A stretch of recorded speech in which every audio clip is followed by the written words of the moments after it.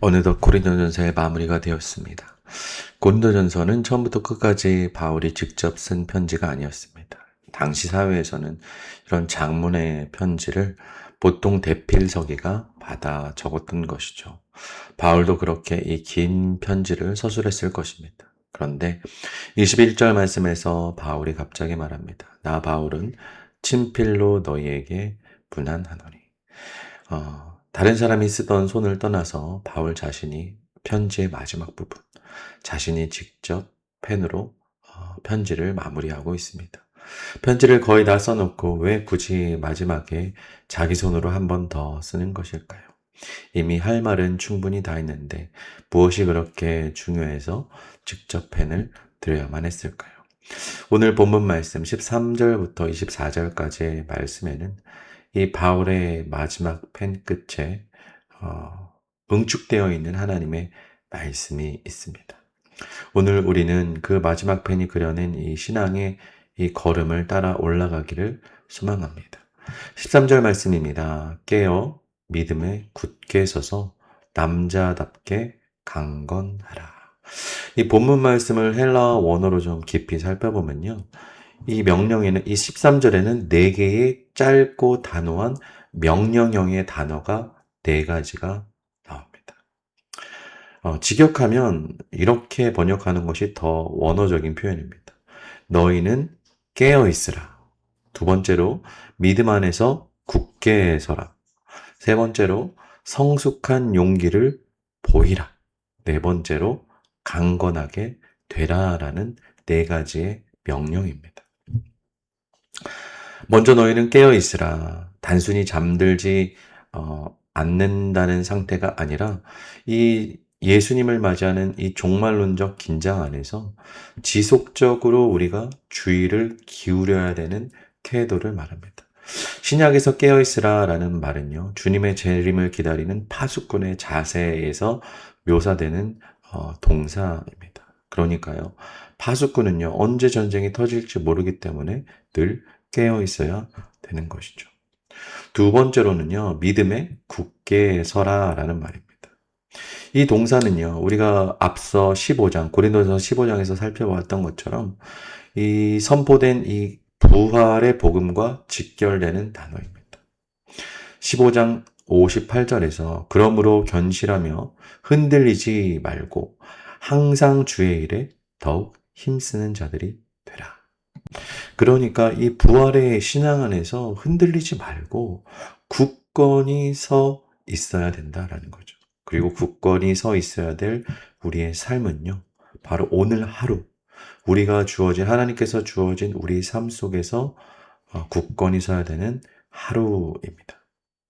그러니까 바울이 말하는 우리의 삶은 먼 미래적인 거창한 사명이 아니라 오늘 하루 내가 깨어있는 것, 오늘 하루 나에게 주어진 삶의 자리에 굳게 서 있는 것, 그리고 주의 말씀과 주님의 뜻에 순복하는 삶, 그것이야말로 우리가 날마다 굳건히 서 있어야 될 자리이며 이유인 것이죠. 그 다음에 세 번째로 남자답게 강건하라 라고 번역된 안드리제스테라고 하는 단어는요, 이 성별을 가르치는 단어가 아닙니다. 오히려 어린아이의 미성숙함과 대조되는 흔들리지 않은 영적인 성숙함을 의미하는 단어입니다. 바울은요, 앞서 고린도 교인들을요, 아직도 어린아이와 같은 상태에 있다라고 고린도전서 3장 1절과 13장 11절 그리고 14장 20절에서 지적한 바가 있습니다. 그러니까 어린아이 같은 수준에 머물러 있지 말고 지금 어떤 상태에 있으라는 거예요? 이제 자라야 된다. 성숙한 용기를 보이는 믿음을 가져야 된다라고 말하고 있는 것이죠. 그리고 마지막 네 번째 명령, 강건하게 하라라는 명령은요, 우리의 내적인 힘을, 이 마음을요, 굳건히 하라라는 의미입니다. 우리는요, 바울이 말하는 이 마지막에 적은 4가지 명령은요, 화려한 사역이 아니라 오늘 하루, 이 부활의 신앙 안에서 우리를 굳건히 깨어있고 확실한 것을 붙잡으며 우리의 마음을 굳건히 하고 오늘도 영적인 성숙을 향해 올라가라는 거죠. 어제 흔들렸다면 혹은 실수했다면 주님께 회개하고 다시 굳건한 믿음 위에 다시 올바름 위에 우리의 마음과 생각을 잘 주장해야 된다라는 것입니다. 그렇다고 한다면 우리가 깨어 굳건히 서는 것만으로 충분할까요? 바울은요 14절에서 또 다른 한 가지 명령형의 말씀을 더해주고 있습니다. 14절 말씀입니다. 너희 모든 일을 사랑으로 행하라. 다섯 번째 명령형의 구절이 나오는데 깨어있음과 굳게 섬이 향해야 할 방향이 결국 어디입니까? 모든 일을 사랑으로 행해야 된다라는 것이죠. 그리고요, 바울은요, 그 사랑의 구체적인 실례를 곧바로 보여줍니다. 15절 말씀입니다. 형제들아, 스데바나의 집은 곧 아가야의 첫 열매요. 또 성도 섬기기로 작정한 줄을 너희가 아는지라. 내가 너희를 권하노니.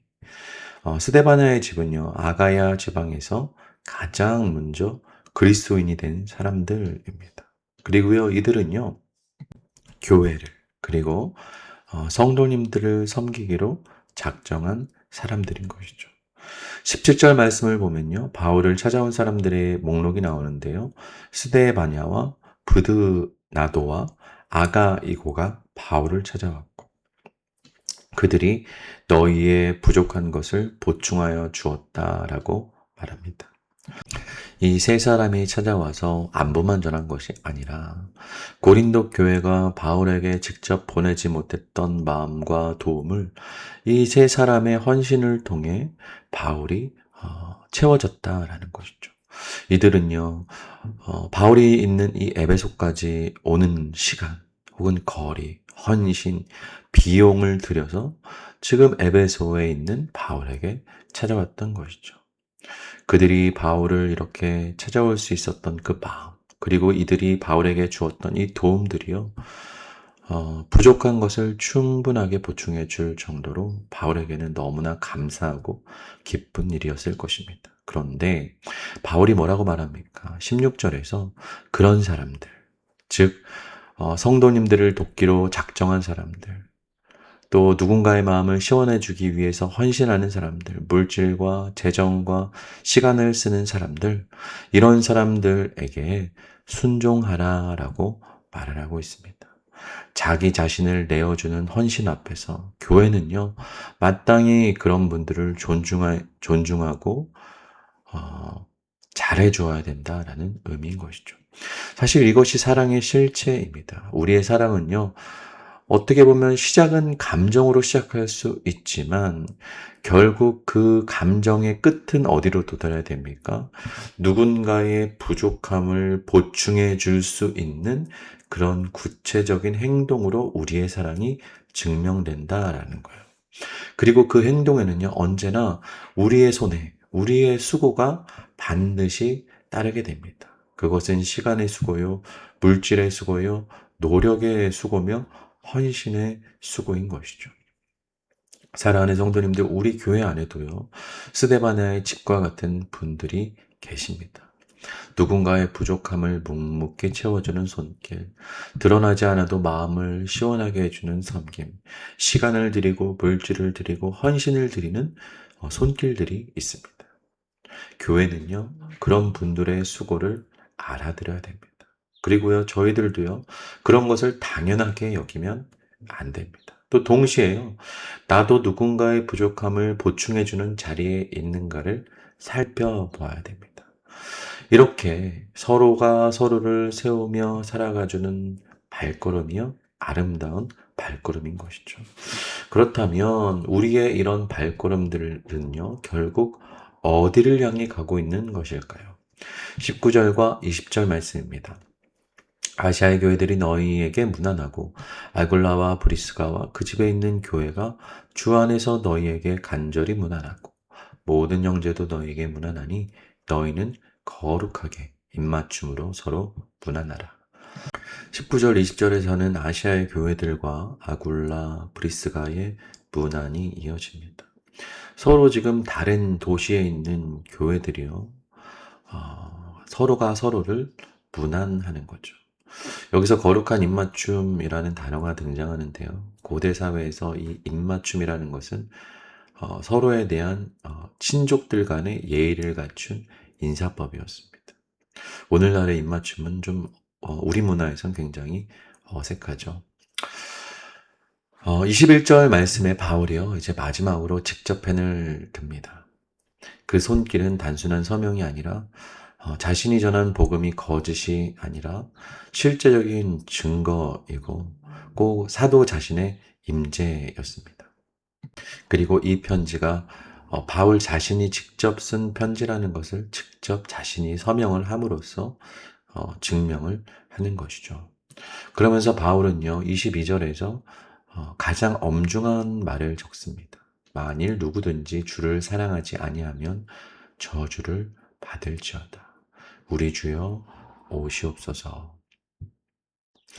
우리 주여 오시옵소서. 바로 우리가 너무나 잘 아는 마라나타라는 단어이죠. 고린도 교인들은 자신들이 영적으로 이미 모든 것에 도달했다고 착각하고 있었습니다. 은사도 받았고 지식도 있고 부활의 복도 이미 다 누리고 있다는 승리주의에 빠져 있었습니다. 그런데 바울은요, 마라나타, 우리 주여 어서 오시옵소서라는 이 단 한 문장으로 그 착각을 깨뜨립니다. 사실요, 우리는요, 아직 도착한 것이 아닙니다. 주님이 다시 오시는 그날까지요, 우리는 지금 뭐 하고 있는 사람들이에요? 그분이 오시기를 기다리고 있는 열 처녀와 같은, 이 등불을 들고 기다리고 있는 처녀와 같은 자리라라는 거죠. 그리고 마지막 23절과 24절에서 주 예수의 은혜가 너희와 함께하고 나의 사랑이 그리스도 예수 안에서 너희 모든 사람과 함께 할지어다. 고린도전서에서 1장 3절에서 이미 바울은요, 은혜로 편지를 시작하였습니다. 그리고 16장 23절에서 똑같이 은혜로 끝나고 있습니다. 처음과 끝이요, 은혜라는 단어로 지금 묶여 있는 것이죠. 어쩌면 오늘 본문 속에서 들어있는 하나님의 이 5가지 명령, 그리고 깨어있으라는 명령, 또 사랑으로 행하라는 명령, 동역자들을 알아주라는 명령, 주를 사랑하라는 명령, 이 모든 명령들을 바울이 적을 수 있었던 이유는 단 하나입니다. 이 모든 명령 위에 처음부터 끝까지 하나님의 은혜가 우리 가운데 흐르고 있기 때문입니다. 사랑하는 성도 여러분, 우리가 이렇게 애쓸 수 있는 것, 헌신할 수 있는 것, 서로를 사랑으로 섬길 수 있는 것, 누군가를 위해서 우리의 시간과 물질을 쓸 수 있는 것, 이 모든 수고는요, 우리의 힘으로 시작된 것이 아닙니다. 그리고 우리 힘으로 끝을 맺어야 하는 것도 아닙니다. 우리의 모든 시작에 은혜가 있었고 우리의 모든 마침도 은혜일 것입니다. 오늘 우리는요, 이 바울의 마지막 펜끝을 따라 하나님의 말씀을 살펴보았습니다. 매일 굳게 서는 그 걸음들, 그리고 손해를 감수하며 시간과 물질을 써가며 서로를 세워나가는 그 걸음들, 그리고 마라나타 주 예수여 어서 오시옵소서라고 외치면서 은혜 안에서 영원을 바라보는 그 믿음의 걸음을 살펴보았습니다. 사랑하는 성도님들, 우리의 인생에서 가장 마지막에 펜을 들 수 있는 날이라면 우리는 무엇을 적겠습니까? 바울은요, 이 마지막 펜으로요, 그리스도의 은혜와 사랑을 적었습니다. 그리고 다시 오실 주님을 고대하는 그 마음과 주님의 은혜를 적어냈습니다. 오늘 이 아침, 오늘 맞이하는 이 소중한 하루를 우리도 그렇게 살기를 원합니다. 오늘이 우리의 마지막 펜인 것처럼 깨어있고 또 매일매일이 마지막 펜인 것처럼 사랑하기를, 그리고 다시 오실 주님을 기다리며 살아가시는 우리 사랑하는 성도님들 되시기를 주님의 이름으로 축원합니다.